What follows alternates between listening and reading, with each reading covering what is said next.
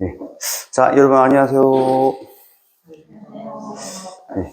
오늘은 삼시대의 삶이라는 제목으로 함께 공부를 해보도록 하겠습니다. 네, 삼시대의 삶이기 때문에 중요한 인생은 무엇일까라는 것을 한번 생각해 보겠습니다. 삼시대 중에 하나죠. 인생은 무엇일까? 지난번에 행복에 대해서 한자를 풀면서 이야기를 했는데요. 이번에도 한자로 풀어보도록 하겠습니다. 인생은 인생이라고 쓰는데요. 이 한자로 봤을 때 인생의 목적은 무엇일까 하는 것을 생각해 보도록 하겠습니다. 여러분, 인생 목적이 무엇일까요? 인생은 한자로 풀어보면 첫 번째 이거죠. 사람 인자입니다. 그러니까 사람이 산다. 그죠? 살 생자인데요. 사람이 산다라고 쓰는 것이 인생인데, 그런데요, 중요한 것은 사람이 산다는 것이 언제일까? 사람은 언제 사는 것일까요? 목숨이 있을 때? 사람이 산다는 게 언제일까요? 엄마 뱃속에서. 자, 여기서 답을 드리도록 하겠습니다. 자, 사람이 산다는 게 언제일까요? 라고 물었을 때 답은 이것일 것입니다. 바로 지금이에요. 내가 지금 사는 거죠. 그죠? 지금 사는 거예요. 그런데 중요한 것은 지금이라는 말은 과거도 아니고 미래도 아니고 지금이에요. 지금 사는 거죠. 과거는 살았던 거고 미래는 살 것이고요. 지금 살고 있는 거거든요. 그렇기 때문에 인생의 목적이 뭐냐라고 물었을 때 지금 이 순간이 무엇을 할 거냐가 아주 중요한 관건이라는 거예요. 미래 앞을 향해서 뭘 하겠다가 아니고 지금 이 순간 바로 여기에 인생의 목적이 달려 있다라는 것입니다. 그래서 인생의 목적은 지금 이 순간이다. 이 순간이 어떻게 지금 이 순간을 보내느냐에 따라서 인생의 목적이 이루어진다, 안 이루어진다가 결정된다라고 말할 수가 있는 거죠. 사람이 사는 것은 지금 이 순간이기 때문에요. 네, 이해가 되시겠죠? 그러면 지금 이 순간에 무엇을 해야 인생의 목적을 달성한다 라고 말할 수 있는지 하늘 부모님의 창조 원리로 알아보도록 하겠습니다. 창조 원리라 하면 뭔가 좀 철학적인 것 같은데요. 아닙니다. 이런 거죠. 예를 들어서 사람은 뱃속에서부터 시작해서 엄마 뱃속에서 40주 동안 삽니다.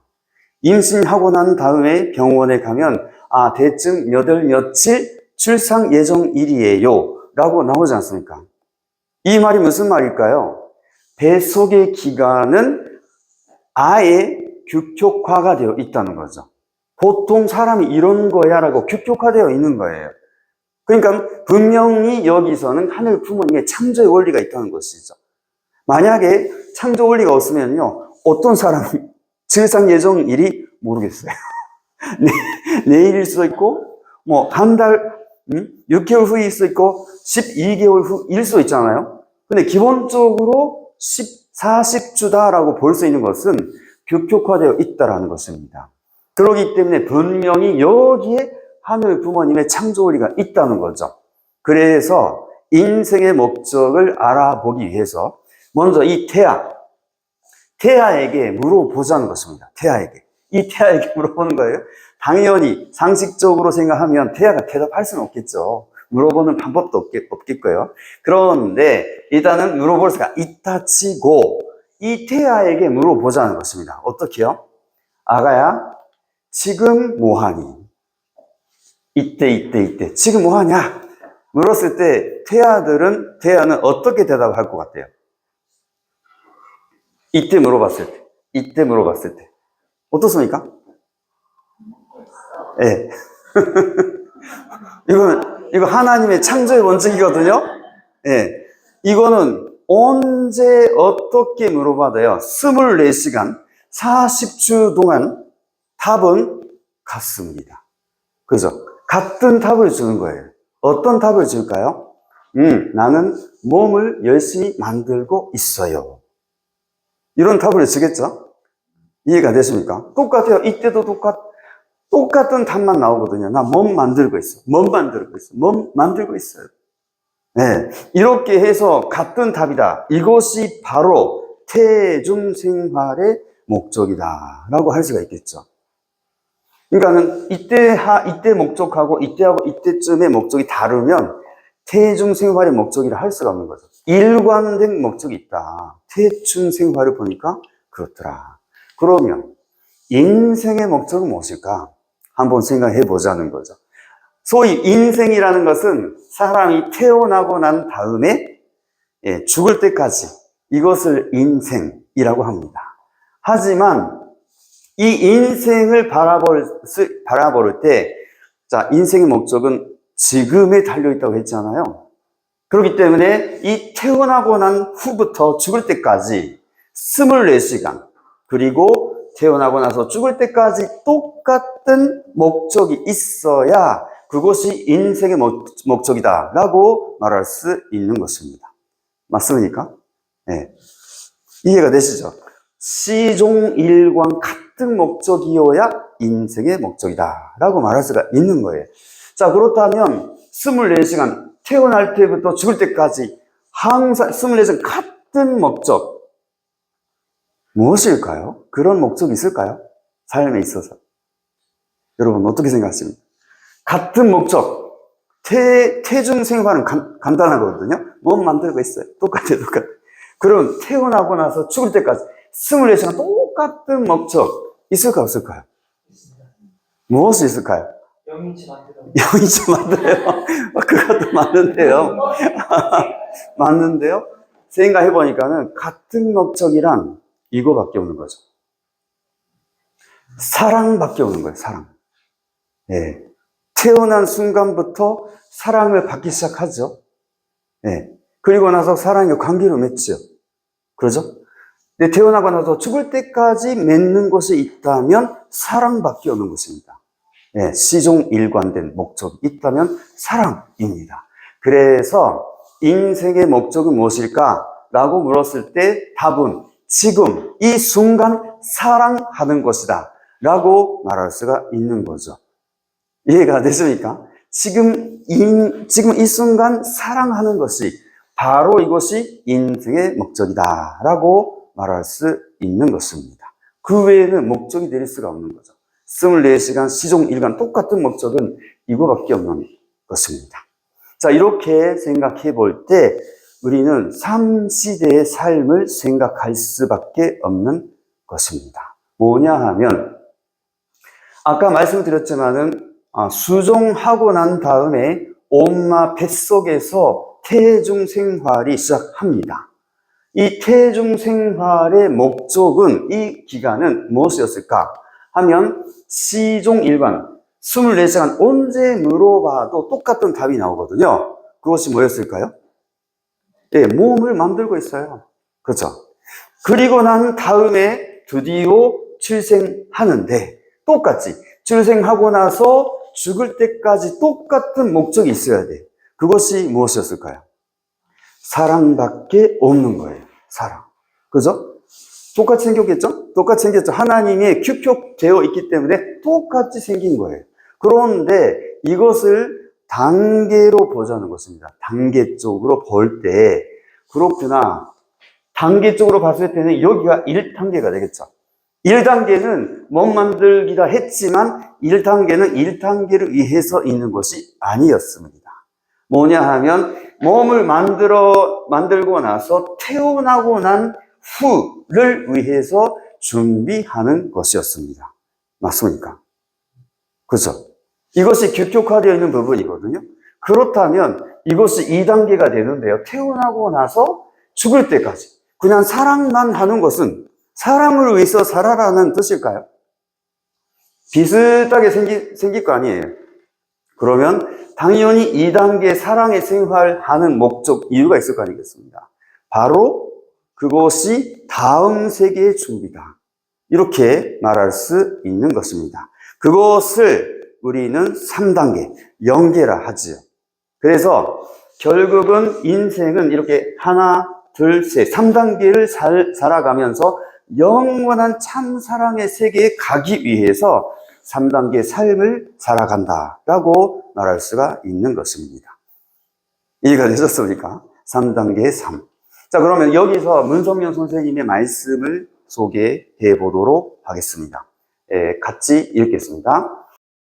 우리는 하나님 대신 사랑으로 태어나 사랑으로 살면서 아들, 딸을 낳아 사랑의 목적지에 도달하여 영원히 하나님과 더불어 살기 위해 하나님께로 돌아가는 것입니다.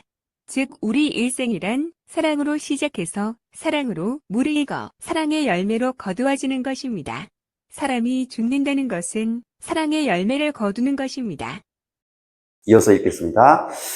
우리가 부모의 사랑을 받고 부부의 사랑을 나누고 자녀를 사랑했기 때문에 하나님의 사랑이 내적인 사랑의 세계에 뿌려진 모든 것을 내가 일생을 거쳐 열매 맺어 거두어서 저 나라에 가는 것입니다.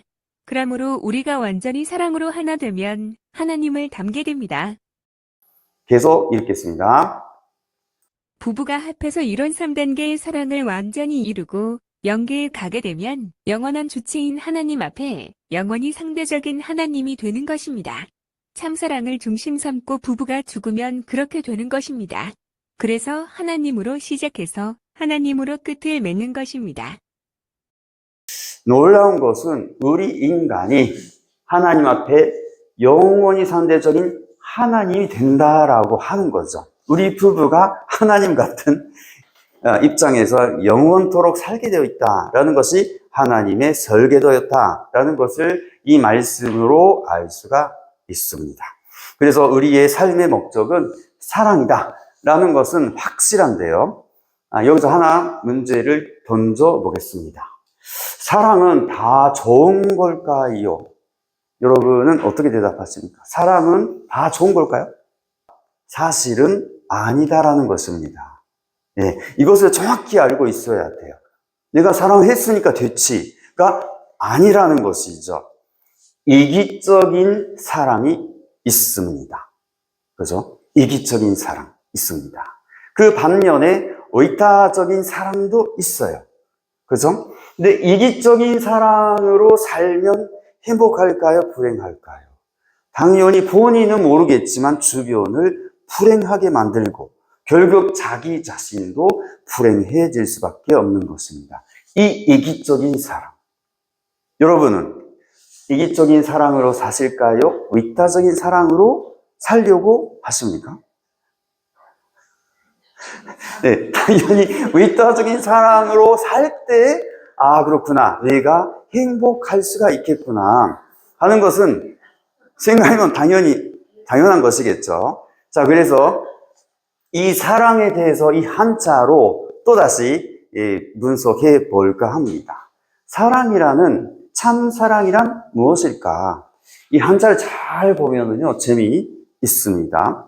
이 사랑 애자를 보면은요, 마음 심자가 여기 가운데 있거든요. 마음 심자가 가운데 있어요. 근데 이 한자는 없지만은 닮은 한자가 또 따로 있어요. 이것이 뭐냐 하면 이 한자를 닮은 한자가 이거거든요. 이게 무슨 한자일까요? 네, 받을 숫자입니다. 받을 숫자예요. 그렇기 때문에 사랑이 뭐예요? 라고 할 때 이 상대의 마음을 가운데에 받는 것, 이것이 사랑이다라고 말할 수 있는 것입니다. 즉 상대의 마음을 그대로 받아들임. 그래야 상대 마음 그대로 받아들여야, 보세요. 상대 마음을 그대로 받아들여야 사랑, 애자가 되는 것입니다. 그래서 상대의 마음을 그대로 받아들이는 거예요. 이게 쉽지가 않거든요. 쉽지 않습니다. 하지만 상대의 마음을 그대로 받아들이는 곳으로부터 사랑이 시작하기 때문에 예수님은 이렇게 말씀하셨습니다. 비판을 받지 않으려면 비판하지 마라. 너희가 비판하고 비판한 그대로 비판을 받을 것이며 너희가 판단한 기준에 따라 너희도 판단받을 것이다 라고 하셨습니다. 비판을 한다는 말은 상대를 받아들이는 걸까요? 배반하는 걸까요? 네, 비판을 한다는 말은 상대를 받아들이지 않다라는 말이거든요. 그렇기 때문에 예수님도 비판하지 말고 그냥 받아들여. 여긴 판단이란 말 쓰는데, 헤아리지 마라라고도 하셨습니다. 헤아리는 것은 나의 기준을 중심으로 헤아리는 거지 상대를 받아들이는 것은 아니거든요. 그래서 예수님은 비판하지 말고 헤아리지도 마라. 있는 그대로 받아들여라 라고 하신 것입니다. 이것이 우리 삶의 목적이 되면 인생이라는 것은 사랑이라 했습니다. 지금 이 순간 사랑으로 살아야 인생의 목적을 달성할 수가 있는데요. 항상 우리가 혼자 사는 것이 아니라 옆에 사람하고 같이 있기 때문에 그 옆에 사람을 비판하지 않고 헤아리지도 않고 있는 그대로 받아들이는 생활. 이것이 인생의 목적을 달성하기에 지름길이다 라고 말씀드리며 마치겠습니다. 감사합니다.